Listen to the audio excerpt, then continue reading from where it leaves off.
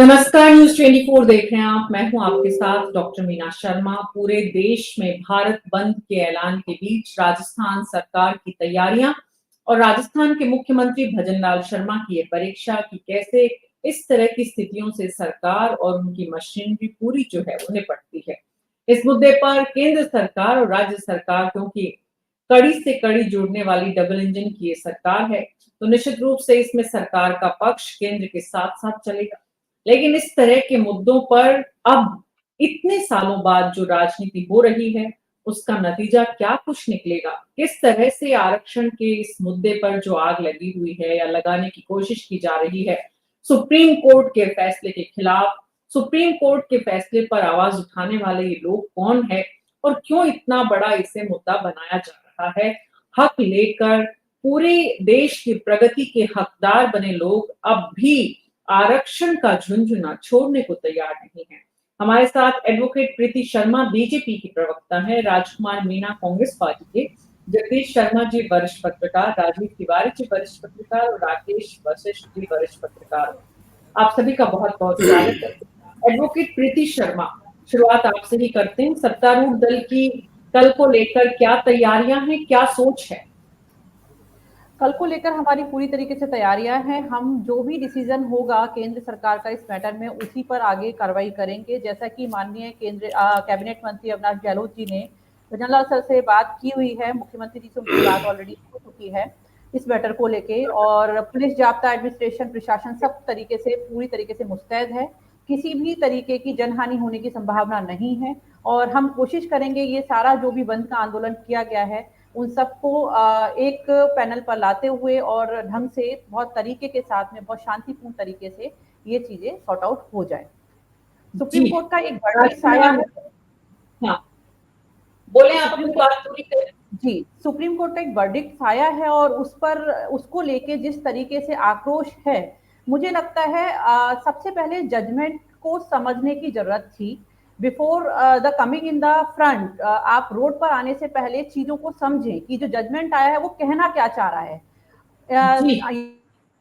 यहाँ पर आरक्षण को छीनने की बात तो हो ही नहीं रही है ना। तो समझाने का काम किसका है एडवोकेट प्रीति शर्मा? जी, समझाने का काम हमारा ही है और हम उसी पर लगे हुए हैं। अब इन्होंने बंद का आंदोलन किया तो जिस तरीके से हमें जहां पर पहले कार्रवाई करने की आवश्यकता है, पहले हम कार्रवाई वहां करेंगे। आफ्टर दैट हम जजमेंट को उनको समझाएंगे कि ये जजमेंट कहना क्या चाह रहा है, because I am a advocate, so I can make you understand much better than others कि एग्जैक्टली जजमेंट में क्या वर्डिक्ट्स लिखे गए हैं और ये जजमेंट कहना क्या चाहता है आरक्षण को लेके। यहाँ पर आरक्षण समाप्त होने की तो बात ही नहीं है, जिसको लेके एक ना आक्रोश लोगों में है, हमारे समाज के लोगों में, जो SC ST के वर्ग के लोग हैं और सारे लोग एक मंच पर कहते हैं आरक्षण खत्म करने की केंद्र सरकार की मंशा, और ये सब ऐसा कुछ भी नहीं है। आरक्षण को खत्म किया ही नहीं जा सकता। हमारा संविधान आरक्षण के बारे में क्या कहता है वो सभी लोग बहुत अच्छे से जानते हैं। जी, राजकुमार मीणा जी, एडवोकेट प्रीति शर्मा का कहना है समझाना हमारा काम है, यानी सत्तारूढ़ दल का और सरकार का। लेकिन सरकार और सत्तारूढ़ दल समझाने में सफल नहीं है या जनता को समझना चाहिए नहीं, या कांग्रेस पार्टी को इस विषय में, क्योंकि सबसे लंबे समय तक शासन तो आपने किया है देश में।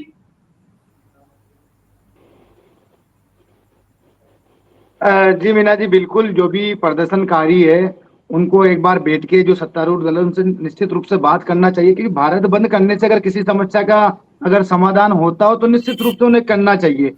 लेकिन जिनको इन सब जो हाईकोर्ट का फैसला आया है और इन सबसे उन्हें आपत्ति है, तो निश्चित रूप से जो भी इनके ST SC मोर्चा, जो संयुक्त मोर्चा आरक्षण की लड़ाई लेके जो भी इन्होंने बनाया हुआ है, तो एक बार उनके जो मुखिया है या उनका प्रतिनिधित्व मंडल है उनसे निश्चित रूप से बात करना चाहिए कि उनको किस मामले में समस्या है या किस मामले में नहीं है।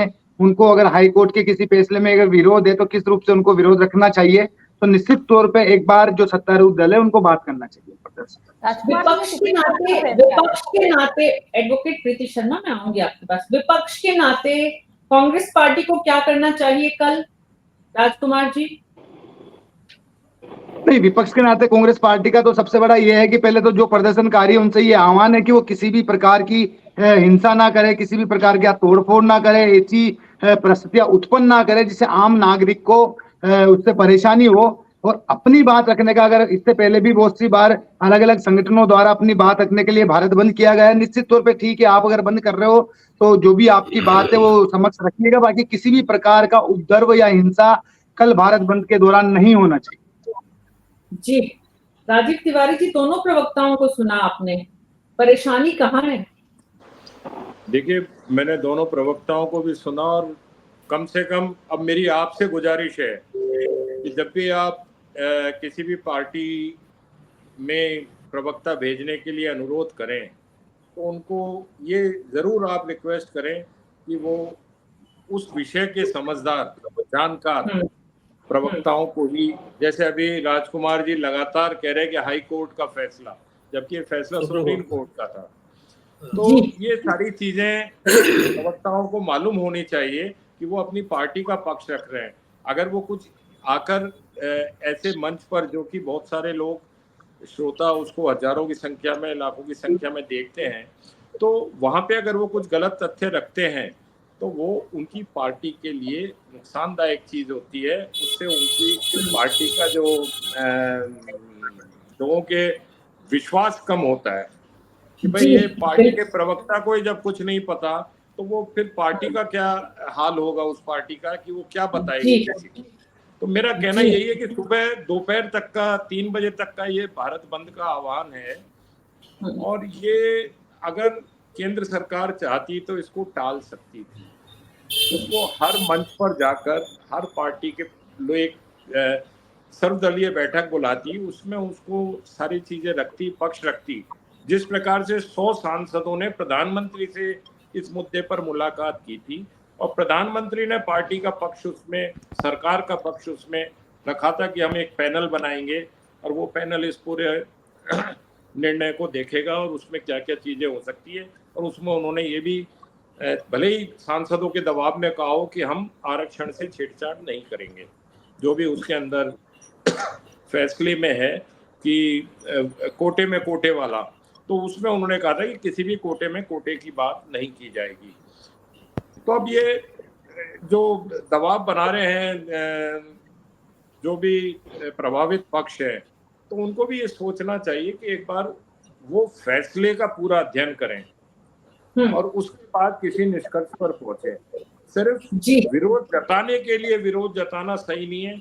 आप देखिए आपके राजस्थान में पहले से ही बहुत स्थितियां विकट हैं, राजस्थान में नहीं पूरे देश में, कोलकाता कांड के बाद, डॉक्टर हत्याकांड के बाद, रेप और हत्याकांड के बाद में सारी जगह के हॉस्पिटल व्यवस्थाएं ठप पड़ी हुई हैं, सब जगह डॉक्टर स्ट्राइक पे हैं।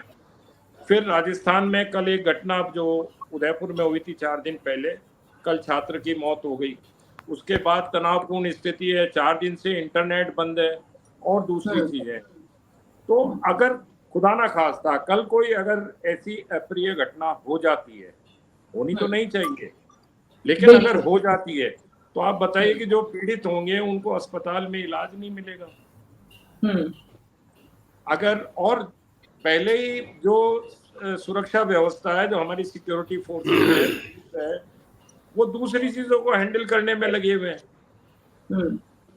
तो अननेसेसरी है कि ये और उनके किस तरीके से वो सिचुएशन को हैंडल करेंगे, एक बहुत सोचनीय प्रश्न है ये भी एक। बिल्कुल बिल्कुल। तो ऐसे में कैसे करेंगे? तो हाँ, तो सरकार को अपील करनी चाहिए लास्ट मिनट तक कि ये भारत बंद टाल दिया जाए। जी। अब जैसे इस भारत बंद के पीछे एक वजह और थी, जो केंद्र सरकार ने 45 या 42 जो भी उप सचिव पद पर नियुक्तियों की डायरेक्ट नियुक्ति, तो वो फैसला भी आज सरकार ने वापस ले लिया। वो सरकार फैसला वापस ले चुकी है, चाहे वो तो ये सारी चीजें, हाँ, अब ये प्रभावित पार्टियों को भी सोचना चाहिए कि हम एक बार पूरी चीजें देख लें, देश की जो भी आज की स्थिति है उसके मद्देनजर ही कोई फैसला लें जिससे कि शांति व्यवस्था बनी रहे और देश में कोई भी इस तरीके का अनटूवर्ड इंसिडेंट ना हो जिससे कि सिचुएशन और ज्यादा खराब। जी, राकेश वशिष्ठ जी, राजीव तिवारी जी की बातों में बहुत सारे पक्ष हैं जिनको हम सबको समझने की जरूरत है। पहला पक्ष कि सुप्रीम कोर्ट का फैसला क्या है, इसे जनता ठीक से समझे, और सुप्रीम कोर्ट के इस फैसले को ठीक से समझाने का काम किसका है, इसको लेकर प्रीति जी ने कहा कि ये हमारा है। अगर सरकार उस फैसले से सहमत है, अगर सरकार उस फैसले से सहमत होती है। दूसरी बात, भारत बंद का आह्वान करने वालों को सरकार साथ बैठकर सहयोगी दलों को और सभी दलों को साथ लेकर इस मुद्दे पर बात करके भारत बंद को टाल सकती थी, जो अगेन सरकार ने नहीं किया। पहला काम, फैसले को लेकर अगर सरकार उसके पक्ष में है तो उसका प्रचार। दूसरा काम, बंद को लेकर सरकार चाहती थी कि बंद नहीं हो तो उसको लेकर अपील और प्रयास दोनों ही सरकार की तरफ से नहीं किए गए। अब तीसरा काम आता है कि जो भारत बंद करने वाले जो लोग हैं, विपक्ष के जो दल हैं, अब विपक्ष के दल की स्थिति राजीव जी ने अगेन यहाँ पर, सिर्फ यहाँ बात राजकुमार मीणा जी की नहीं है। राजकुमार जी, आप इसे व्यक्तिगत और दिल से मत लीजिएगा। दरअसल नहीं, बिल्कुल नहीं, बिल्कुल ज्यादातर प्रवक्ताओं की स्थिति ये है, इसलिए राजीव जी को कहना पड़ा है, क्योंकि कई बार हम देखते हैं प्रवक्ताओं को विषय पर जानकारी नहीं होती है, क्योंकि दरअसल चाहे सत्तारूढ़ दल के प्रवक्ता हो चाहे विपक्ष के, जो संगठन है उन्होंने उनको प्रवक्ता बना तो दिया, लेकिन उसके बाद कोई उस तरह का तालमेल, कोऑर्डिनेशन, तथ्यों की जानकारी अपने प्रवक्ताओं को देना, उनसे डिस्कशन करना, रेगुलर प्रशिक्षण कुछ करना, ऐसा कुछ है नहीं। बहरहाल राकेश वशिष्ठ जी, सवाल ये उठता है कि अब क्योंकि ये आखिरी मिनट की अपील का असर कितना होगा, सरकार इस मूड में है कि नहीं है। राजस्थान के मुख्यमंत्री के सामने वैसे ही बहुत सारी चुनौतियां हैं। आए दिन यहाँ पर युवाओं को एक दूसरे पर हमलों की और किस किस तरह की वीडियोस राजस्थान में भी आ रही हैं।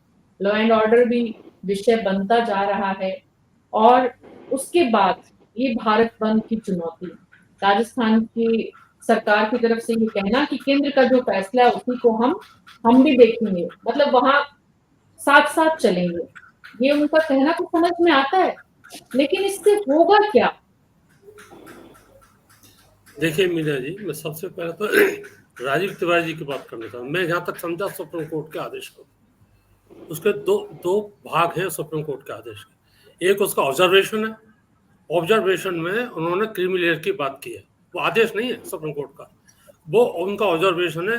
जब जजेस सुनवाई करते हैं तो अपने विचार व्यक्त करते हैं, वो है आदेश में कहीं क्रीमी लेयर का नहीं। उन्होंने कोटे में से कोटे के जरूर उन्होंने बात कही है। प्रधानमंत्री से जो असली जो पहले जो लफड़ा था वो क्रीमी लेयर को था। जितने एमपी जो मिले आपके प्राइम मिनिस्टर से, तो उसमें क्रीमी लेयर पर ही ज्यादा बात हुई। उन्होंने एश्योर किया कि वो क्रीमी लेयर के बारे में सरकार कोई विचार नहीं कर रही है, यथावत रहेगा। जहां तक कोटे में से कोटे का बात है, आपने आरएसएस का प्रवक्ता का एक स्टेटमेंट देखा होगा, उससे जाहिर हुआ कि वो कोटे में से कोटा आरएसएस चाहता है। और वैसे आप प्रैक्टिकली अगर हम देखें तो अब तक का जो आरक्षण 75 साल रहा, 70 साल 75 साल रहा, उसमें आरक्षण की प्रसारता में जड़ता आ गई, क्योंकि एक पर्टिकुलर कुछ लोगों तक ही वो सीमित रहा, उससे आगे नहीं बढ़ पाया।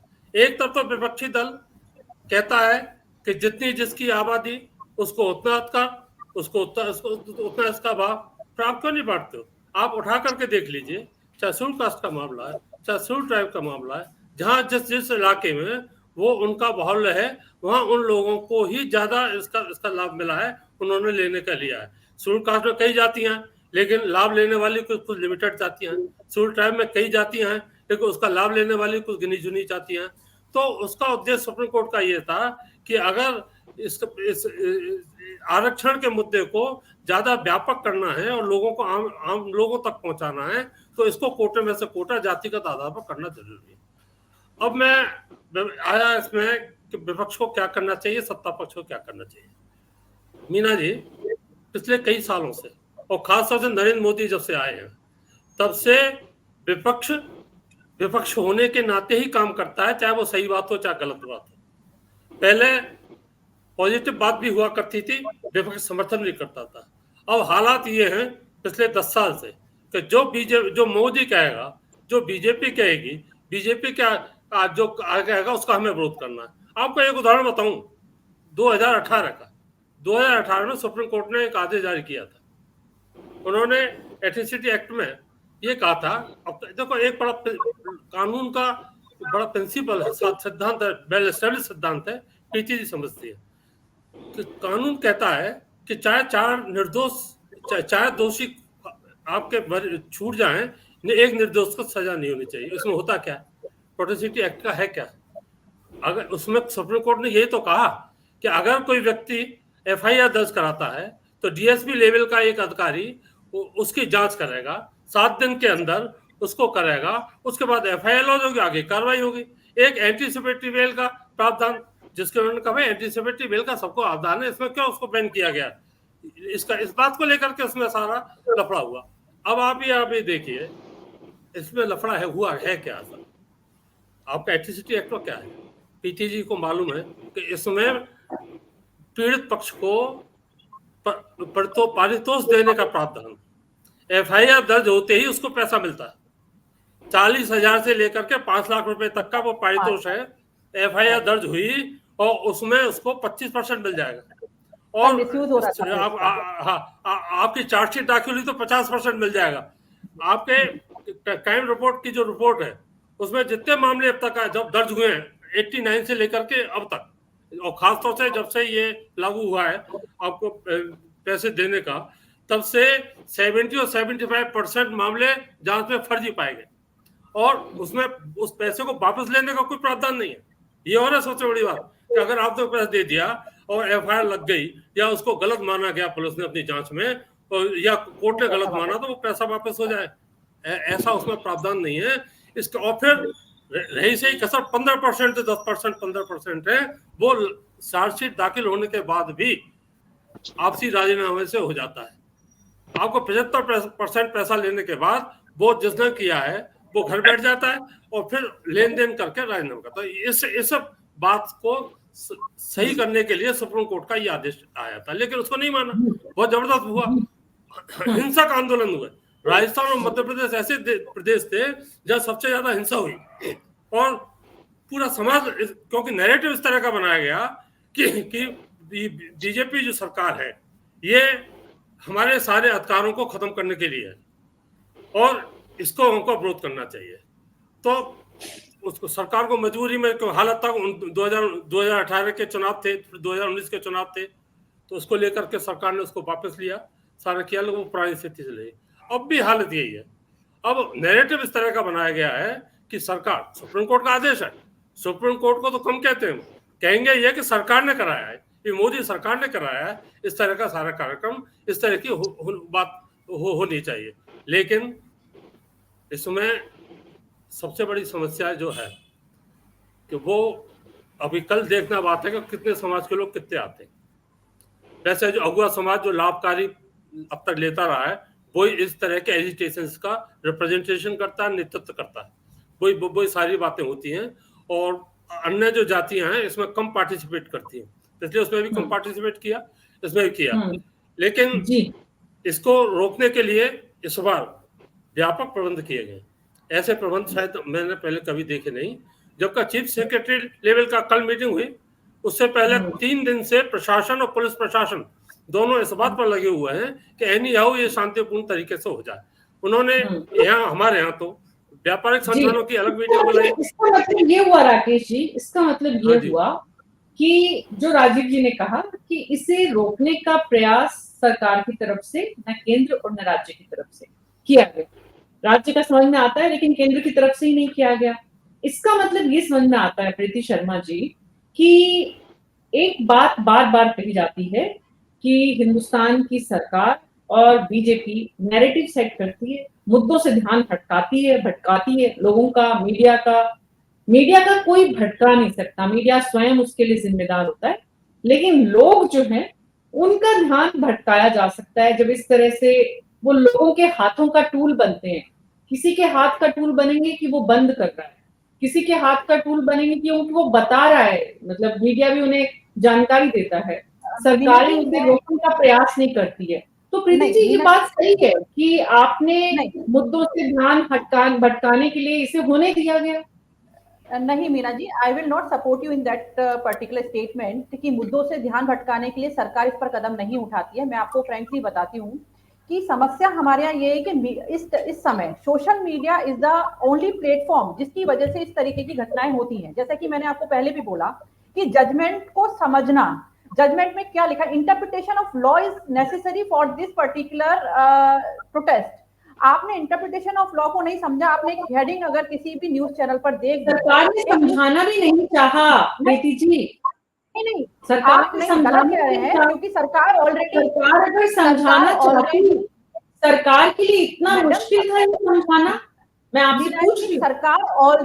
सरकार ऑलरेडी विपक्ष से भी बात कर रही है, सरकार ऑलरेडी SC/ST संगठनों से भी बात कर रही है, और उनको अगर, और हम लोग केवल वहां तक सीमित नहीं रह सकते कि केवल बातचीत करते रहें। हम बातचीत के साथ साथ अपनी बाकी की तैयारी भी करके चलेंगे, और प्रशासन को भी हमें मुस्तैद करके रखना है कि अगर ऐसा कुछ होता है, क्योंकि अभी कल आने में बहुत टाइम है, हो सकता है रात तक कुछ और बात बन जाए और ये जो बंद का जो आह्वान है वो कैंसिल हो जाए, बट कंटिन्यू बातचीत चल रही है। कैबिनेट मंत्री अविनाश गहलोत जी की माननीय मुख्यमंत्री जी से बात हुई है, SC/ST मोर्चे से बात हुई है, SC/ST के लोगों से, जो संगठन के हमारे प्रबल दावेदार हैं, उनसे उनकी कंटिन्यू बात चल रही है।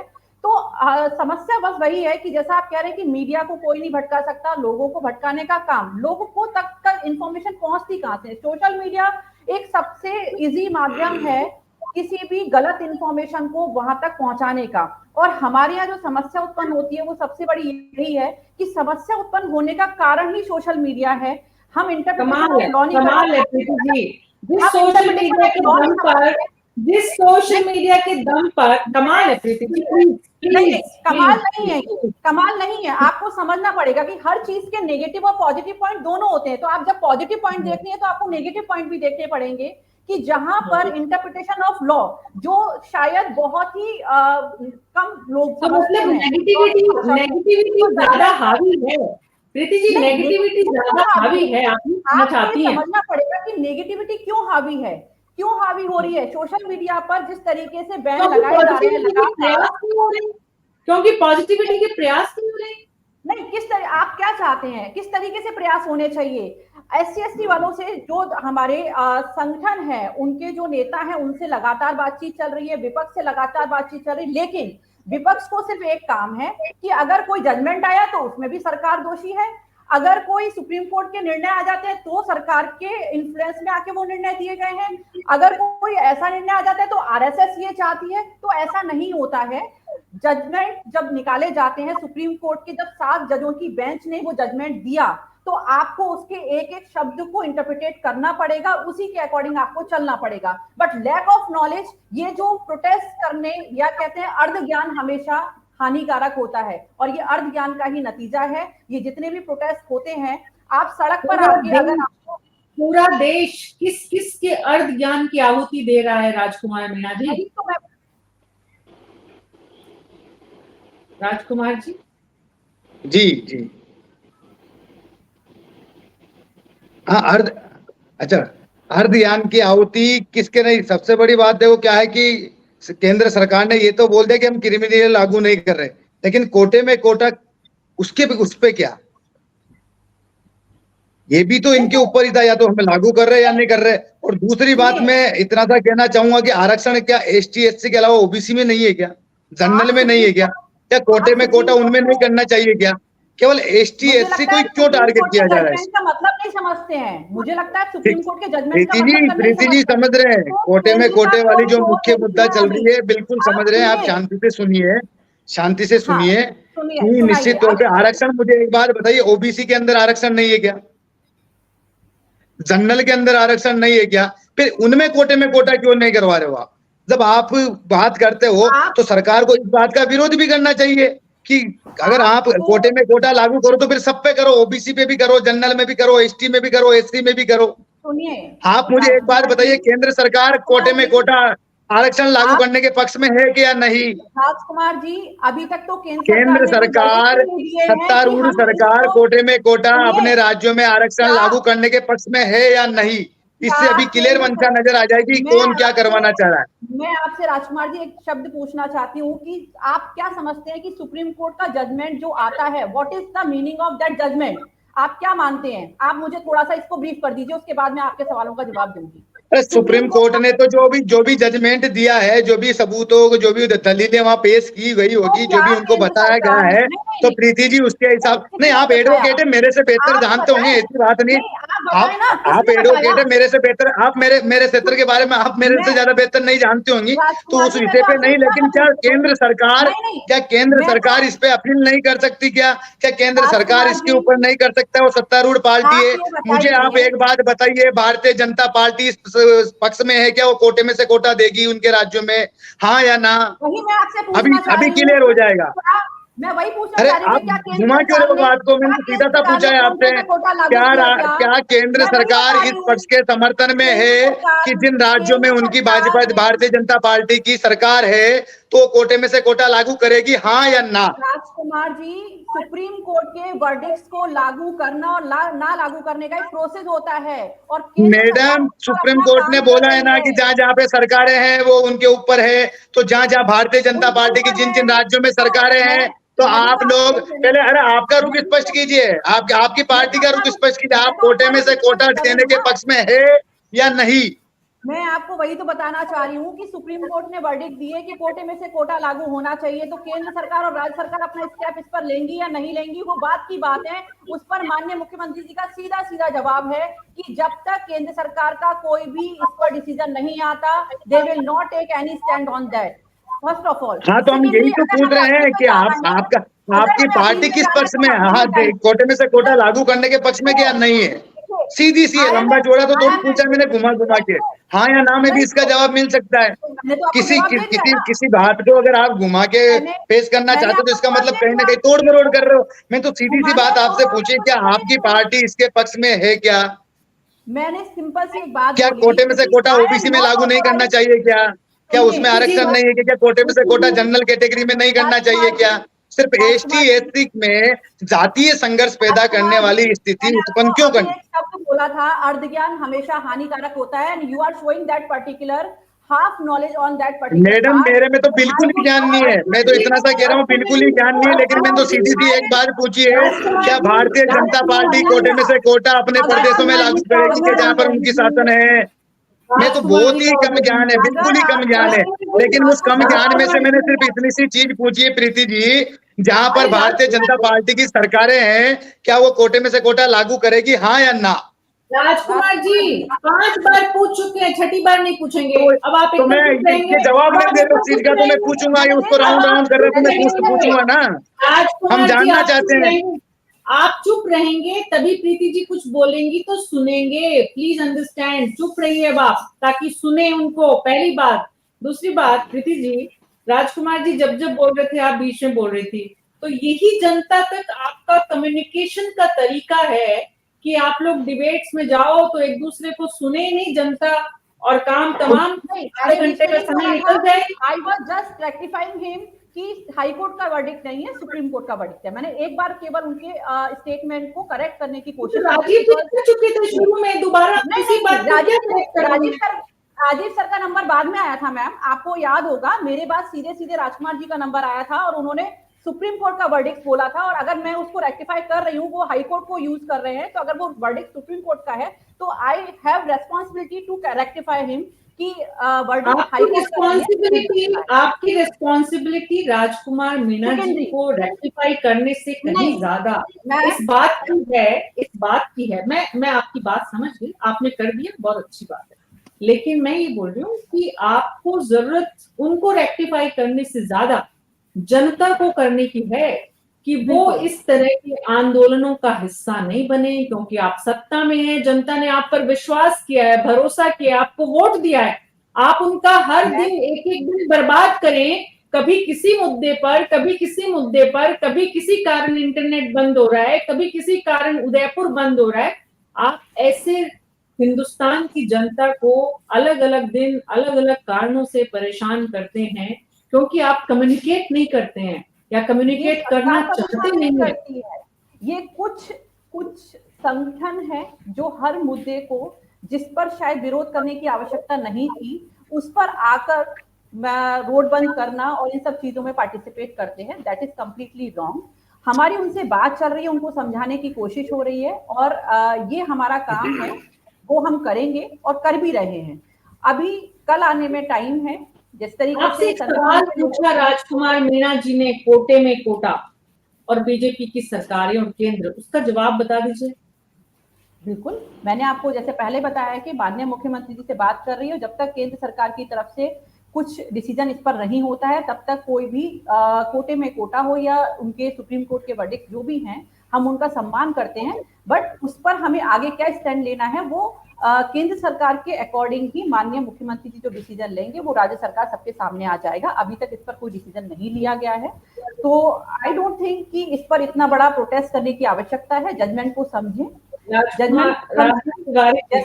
राजीव तिवारी जी, प्रीति जी को नहीं लगता प्रोटेस्ट की जरूरत है, प्रीति जी को नहीं लगता राजकुमार मीणा जी को इस तरह से बोलने की जरूरत है, सत्ता पक्ष को नहीं लगता कि कम्युनिकेशन जो कम हुआ है उसको करेक्ट करने की जरूरत है।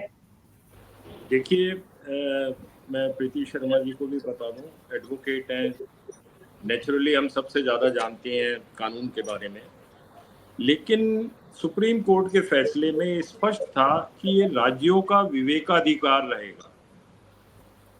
जो राज्य चाहेगा वो कोटे में कोटा जारी कर सकता है, उसमें केंद्र सरकार की दखल की कोई आवश्यकता नहीं है मेरे ख्याल में, अगर मैं सही हूं तो।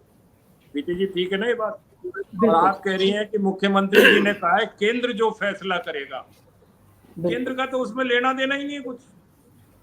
जी बिल्कुल सही कह रहे हैं आप कि केंद्र का इस पे कोई लेना देना नहीं। और मैं मीणा साहब से भी पूछूंगा कि लेकिन जहां कांग्रेस की सरकारें हैं वहां क्या लागू करेंगे, ये भी बता दें। जब वो बहुत जी बिल्कुल नहीं, कोटे में कोटा जब कांग्रेस उस समर्थन में तब रहेगी, सुनिए बिल्कुल नहीं। हाँ मेरा राजीव जी बिल्कुल सुन लीजिए, मैं बता रहा हूँ कांग्रेस कभी भी इस चीज को लागू नहीं करेगी, कभी जातीय संघर्ष पैदा नहीं करेगी। अगर कोटे में कोटा जब कांग्रेस लागू करेगी तब ओबीसी में भी होगा, जनरल में भी होगा, जब सभी के लिए समान होगा तब कांग्रेस लागू करेगी। कांग्रेस का स्टैंड साफ है, वो किसी भी प्रकार का जातीय संघर्ष आपस में पैदा नहीं करेगी। इनकार नहीं है, मुझे बिल्कुल इनकार नहीं है, लेकिन अभी जो सुप्रीम कोर्ट का फैसला है उसके संबंध में जो राज्य सरकारें कांग्रेस की हैं उनका क्या रुख है? हाँ तो बता दिया ना मैंने, बिल्कुल आप सुप्रीम कोर्ट बिल्कुल भी सभी के साथ समानता से। राजीव जी आप, मैंने बिल्कुल क्लियर बोला है, मैं सिर्फ एसटी एसटी का ही नहीं, जिस दिन आपका जो सुप्रीम कोर्ट है वो ओबीसी के लिए भी कर देगा, जनरल के लिए भी कर देगा, सबका समान कर देगा, तो निश्चित तौर पे कांग्रेस उसके पक्ष में। बाकी किसी एक एसटी एसटी किसी समुदाय को टारगेट करके उनमें जातीय संघर्ष अगर पैदा करना होगा तो कांग्रेस इसके पक्ष में कभी भी नहीं है। कांग्रेस किसी भी प्रकार का कोई संघर्ष राजनीतिक हो चाहे जातीय हो पैदा करना ही नहीं चाहती। ना तो भाजपा देना चाहती है ना कांग्रेस देना चाहती है, इससे स्पष्ट हो गया दोनों प्रवक्ताओं की बातों से। नहीं, ये दोनों ही पार्टियां कोटे में जो सुप्रीम कोर्ट का वर्डिक्ट है उसको मानने से इनकार कर रही हैं, दोनों पार्टी।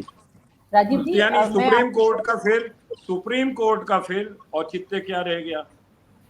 वो आदेश देता रहेगा, इधर के सरकारें मना करती रहेंगी, तो फिर सुप्रीम कोर्ट का संवैधानिक संस्था है वो भी सुप्रीम कोर्ट की। हमारे संविधान में और जो संविधान में है, एक मिनट प्रीति जी मेरी बात सुन लो आप, और जो कल बंद का है जी, आज स्वाधीनता दिवस आता है, 10-10 पेज में मुख्यमंत्री भी बधाई देते हैं, प्रधानमंत्री भी बधाई देते हैं, झंडारोहण की सूचना भी देते हैं, फलानी जगह फुल पेज पे, वहां के मंत्री भी सारे देते हैं। अरे भाई, ये सुप्रीम कोर्ट के फैसले को भी आप अखबार में, सोशल मीडिया की आप बात कर रही हैं कि वहां लोगों को भड़काया जाता है, तो आप तो लोगों को सुधार लो। अखबारों में आप उस सुप्रीम कोर्ट के वर्डिक्ट को ढंग से व्याख्या तो कर देते, लोगों को समझा तो देते इसका क्या मतलब है, इससे क्या होगा, हम क्या करना चाहते हैं। जब आप सारी चीजें तो सरकार के मतलब की चीज होती है तो उसको तो पब्लिसाइज बहुत ज्यादा करते हैं आप। इसमें क्या हो गया आप लोगों को, क्यों नहीं करते आप? ना कांग्रेस कर रही है, ना भाजपा कर रही है, ना कोई और पार्टी कर रही है जिसकी जहां सरकारें हैं, क्यों नहीं कर रही भाई? क्या फर्क पड़ जाता है? उसमें कोई अखबार वाले ज्यादा पैसा ले लेंगे या इलेक्ट्रॉनिक मीडिया वाले ज्यादा पैसा ले लेंगे या सोशल मीडिया में कुछ ज्यादा खर्चा आ जाएगा? होगा क्या इससे? खर्चा मत क्यों नहीं करिए, समझाते जनता को? क्योंकि खर्चा मत जो करिए बंद में राजीव। शामिल होंगे वो तथाकथित नेताओं के इशारे पर शामिल होंगे। उनको कुछ नहीं पता, जो बेचारे सड़कों पर उतरेंगे, हजारों की संख्या में नारेबाजी करेंगे और दूसरी बातें करेंगे, उनको तो वर्डिक्ट पढ़ना भी नहीं आता, समझना नहीं आता। उनको तो जो नेता बता देंगे वो वैसे चलते रहेंगे। हिंदुस्तान में यही होता है पिछले 75 साल से। और आज जो वो अपना हीरक जयंती मन रही है और अमृत काल चल रहा है, यहाँ तक आ गए और हम ये बात जनता को नहीं समझा पा रहे। इससे बड़ी फेलियर और गवर्नमेंट की क्या होगी? आप ये बताइए कि हम किसी एक सुप्रीम कोर्ट के निर्णय को आम आदमी तक नहीं पहुंचा पा रहे, उसको नहीं समझा पा रहे, यानी कहीं ना कहीं हमारा इंटेंशन इसमें राजनीति संवैधानिक अधिकार के तहत केंद्र सरकार सुप्रीम कोर्ट के फैसले की अवहेलना कर रही है। केंद्र सरकार का कौन सा संवैधानिक अधिकार है जिसके तहत वो ये बोल रही है? आप ये बातों को स्पष्ट करिए ना जनता के सामने, ताकि जनता को समझ में आए। जो राजीव जी ने कहा, सुप्रीम कोर्ट का वर्डिक्ट क्या है, सरकार की सोच क्या है, जनता पे असर क्या होगा, 3 कॉलम बनाकर बढ़िया सी डिटेल दे दीजिए। बिल्कुल, देखिए सुप्रीम कोर्ट ने जो वर्डिक्ट दिए, पहली चीज तो हमारे संविधान के अंदर वर्गीकरण, जातीय वर्गीकरण का कोई प्रावधान इस तरीके का नहीं है। लेकिन क्योंकि एक संवैधानिक संस्था है, बहुत सारे ये जो लॉ आया है, ये लॉ किस तरीके से आया आपको उसको भी देखना पड़ेगा। उसमें बहुत सारे जजमेंट पिछले हैं, ये बहुत चेंज चली आ रही है 2004 से। पहले डिस्ट्रिक्ट कोर्ट में एक वर्डिक्ट आया, फिर हाई कोर्ट पहुंचा, फिर सुप्रीम कोर्ट पहुंचा, और आज 2024 में एक वर्डिक्ट आता है कि सुप्रीम कोर्ट ने कहा कि राज्य सरकार को एक विवेकाधिकार दिया कि जातियों के अंदर, क्योंकि सुप्रीम कोर्ट ने कुछ शब्द भी उसमें मेंशन किए हैं कि वो नहीं चाहती कि जातियों के अंदर भी जो नीडेड पर्सन है, जो वाकई में जो जातियां जिनको आज रिजर्वेशन की आवश्यकता है, वो इससे वंचित रहें। तो उनके वर्डिक्ट्स को किस तरीके से यूटिलाइज करना है या किस तरीके से हमें अपील में जाना है, ये सारे डिसीजन अपर लेवल के होते हैं। यहाँ पर मंच पर बैठ के अगर आप मुझसे कहें कि मैं इस पर डिसीजन देकर आपको चली जाऊं, तो वो मैं डिसीजन आपको नहीं दूंगी। दूसरी चीज, जो बहुत सारी चीजें हैं, इन चीजों में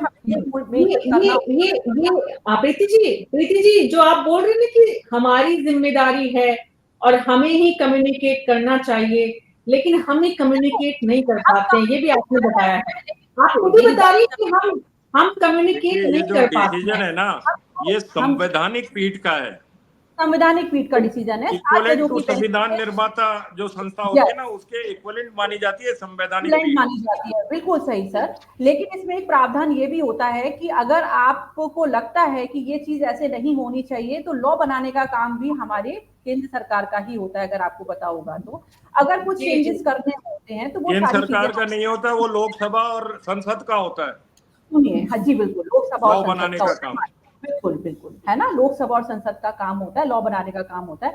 अगर ये जातीय वर्गीकरण में जाते हैं तो हमारे संविधान में इस तरीके के किस तरीके के प्रावधान है, संविधान में किस तरीके से संशोधन हो सकता है, उन सारी चीजों पर गौर करते हुए फिर उस पर आगे स्टैंड लिया जाएगा। बट डजंट मीन कि आप कहें कि प्रोटेस्ट को हम सपोर्ट कर रहे हैं, हम उनको समझा नहीं पा रहे हैं।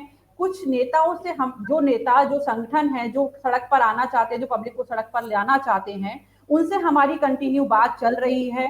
और माननीय मुख्यमंत्री जी से अविनाश गहलोत जी जो हमारे कैबिनेट मंत्री हैं, उन्होंने लगातार वो चर्चा में SC ST के लोगों से, जो संगठन है, उनसे उनकी लगातार बात चल रही है। और अविनाश गहलोत जी ने बिल्कुल स्पष्ट शब्दों में कहा है कि संविधान में जब जातीय वर्गीकरण का कोई प्रावधान नहीं है और हमारी संवैधानिक पीठ सुप्रीम कोर्ट, माननीय उच्चतम न्यायालय ने अगर कोई निर्णय दिया है, तो उस पर हमें किस तरीके से आगे कदम उठाना है। We have to find out the solution of that particular thing. ये बात आप जनता को बता दीजिए ना, ताकि जिन लोगों को भीड़ जुटाकर कल जो भीड़ जुटाकर लाएंगे, हमारे माध्यम से देखने वाले कुछ लोग हैं, कुछ लोग दूसरे माध्यमों से देखने वाले हैं, तो आप उन सभी माध्यमों का इस्तेमाल करिए। बिल्कुल, राकेश आपके माध्यम से जा ही रही है ना बात।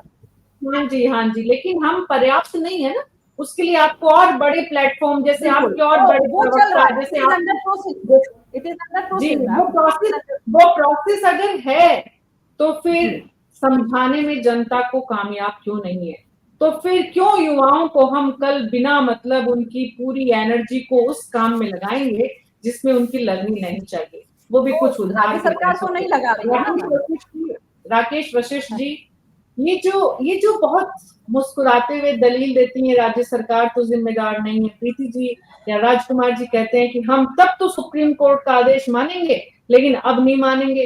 मतलब दादागिरी है हमारी, सुप्रीम कोर्ट का आदेश मानना भी, चाहे वो सरकार हो चाहे वो विपक्ष हो। देखिए मीरा जी, चाहे कांग्रेस हो चाहे भाजपा हो, राजनीतिक दल और कोई भी डिसीजन करने में उनको अपना लाभ और हानि दोनों देखने की जरूरत होती है। जहां तक मैं समझता हूं कि जहां तक शेड्यूल कास्ट और शेड्यूल ट्राइब के रिप्रेजेंटेशन का सवाल है पार्लियामेंट में और स्टेट में, ज्यादातर स्टेट्स में, तो उसमें भाजपा का शायद पल्ला शायद भारी है, उनके साथ ज्यादा लोग हैं। अब इसमें जो प्रेशर ग्रुप्स बोलते हैं ना, अपने यहाँ तो कम है लेकिन अमेरिका में ज्यादा है प्रेशर ग्रुप्स। अब वो उनके पार्टी में उनका प्रेशर ग्रुप्स कितना काम करता है, वो पार्टी का डिसीजन उस हिसाब से होगा। इसमें ना तो राजकुमार जी मीणा कुछ कह सकते हैं ना प्रीति शर्मा जी कुछ कह सकती है, लेकिन सुप्रीम कोर्ट ने इस विषय को लेकर के लोगों के बीच में एक नई बात अवश्य सामने पेश कर दी, जिससे अदर कास्ट के जो लोग हैं, सवर्ण जाति के या अदर जाति के, उनमें ये चेतना जरूर अवश्य आएगी कि इस तरह का बात होना चाहिए, बात होनी चाहिए। आपको ध्यान हो, शायद राजीव जी को भी ध्यान होगा कि कुछ समय से भाजपा में ये बात चल रही थी कि शेड्यूल ट्राइब में जिस तरीके से वोटों का अब की बार जो भाजपा के प्रति थोड़ी नेगेटिविटी आई पार्लियामेंट के चुनाव में और इसमें, तो भाजपा इसकी तोड़ के लिए सोच रही थी, और वो तोड़ यही सोच रही थी कि कोटे में से कोटा करके वो इसको लेवल पर लाने का प्रयास करे और अपने पक्ष को मजबूत करे, जहां तक अगर मैं सही कह रहा हूं तो इस बात में। लेकिन अब आरएसएस का भी मुखिया ही है। अभी कुछ दिन पहले आपको ध्यान होगा तो उनका स्टेटमेंट आया था, जो इनके आरएसएस के प्रवक्ता उन्होंने कहा था कि हमारे कार्यकर्ताओं को गांव गांव जाकर, घर घर जाकर इस बात के लिए लोगों को प्रेरित करना चाहिए कि कोटा जो सिस्टम है उसका डिवीजन होना चाहिए और लोगों को भी कोटे का लाभ मिलना चाहिए। मैं राजकुमार जी की बात का एक बात कहना चाहता हूँ, ओबीसी में भी क्रीमी लेयर है, शेड्यूल कास्ट शेड्यूल ट्राइब में नहीं है, वो भी डिवीजन है एक तरह का। उसमें पर्टिकुलर 5 लाख तक की जो आय है उससे नीचे वालों को ही उसका लाभ मिलता है। 5 लाख की जिसकी वार्षिक आय उसको लाभ नहीं मिलता रिजर्वेशन का। और जहां तक आप 8 लाख हो गई वो, हाँ जो भी हो, हाँ तो लिमिट तो है ही ना, लिमिट है। ऐसे सवर्ण जाति में जो है उसमें भी लिमिट है, उसमें भी क्रीमी लेयर का है, ऐसा नहीं इसमें नहीं हो है, क्योंकि जो सरकार का संविधान का सबका उद्देश्य केवल ये है कि जो आरक्षण का लाभ है वो जन जन तक, नीचे अंत्योदय तक पहुंचे, सबको लाभ मिले। ये सभी तभी हो सकता है जब इसका विकेंद्रीकरण हो, इधर और लोगों को भी बराबर का लाभ मिले। अब हालत ये है, ईमानदारी की बात तो ये है कि सोशल मीडिया के सवाल को लेकर और लोगों तक अपनी बात पहुंचाने के सवाल को लेकर के भाजपा थोड़ी कमजोर है, और वो सोशल मीडिया में इसका इतने इफेक्टिव तरीके से अपनी बात नहीं कह पाती जितने विरोधी इनका खेमा। या तो ईमान करो कि सारे विरोधी एक हो गए, वो एक एक करके अपनी सारी बात कहते हैं तो उनकी बात ज्यादा स्टेज से आती है, सारी बातें होती हैं, ये अपनी बात को कह नहीं पाते। दूसरी बात एक और है जो सबसे प्रैक्टिकल बात है, जब सोते हुए तो जगा लिया जाता है, जब आदमी आंख बंद करके पड़ता है उसको जगाया नहीं जाता। जब मुझे मन में ये है कि मुझे तो मोदी सरकार के खिलाफ, भाजपा सरकार के खिलाफ विरोध करना है, ये इनके प्रकरण सरकार को गिराना है, तो वो इस मुद्दे पर बात नहीं सोचेगा कि क्या सही है या क्या गलत है। जो आंदोलन का नेतृत्व है वो हमेशा इस बात का प्रयास करेगा कि उनकी नेतृत्व क्षमता मजबूती के साथ बनी रहे और अपने फॉलोअर्स के साथ वो अपने पक्ष का माहौल बनाते रहे और राजनीति में अपने पक्ष को मजबूत करते रहे। ये सबसे बड़ा मुद्दा है और इसी कारण से ये सारी समस्या है। और अगर हिंदुस्तान में सबसे ज्यादा सभी जगह है और सभी पार्टियां इसको करती है, ऐसा नहीं है, लेकिन अब पिछले 10-15 साल से ही ज्यादा बढ़ा है। तो आपकी जानकारी के लिए बता दें कि रवनीत सिंह बिट्टू जो कि केंद्रीय मंत्री हैं, वो राज्यसभा से राजस्थान के सदस्य होंगे अब आने वाले समय में। बहरहाल आप सबका बहुत बहुत शुक्रिया इस चर्चा में शामिल होने के लिए। तो कुल मिलाकर जो बात समझ में आ रही वो ये कि राजनीतिक दलों के एजेंडा काम करते हैं। राजनीतिक दलों की इच्छा शक्ति जनता को सीधे सीधे जानकारियां जुटाने की बजाय जनता को भ्रमित करने की मंशा के साथ आगे बढ़ती है, और इसीलिए भारत बंद को रोकने या उन लोगों को साथ लेने की बजाय तैयारियां इस बात की हो रही है कि कैसे इससे निपटा जाएगा शांतिपूर्ण तरीके से। कुल मिलाकर एक और दिन युवाओं का जो जा रहा है भारत बंद के नाम पर जातिगत विद्वेष को बढ़ाने को लेकर हमारे राजनीतिक दलों की जितनी भी राजनीति है वो और कितने समय तक हिंदुस्तान की राजनीति को खोखला करेगी, ये देखना काफी अहम होगा। न्यूज़ 24 पर आज मेरे साथ इतना ही।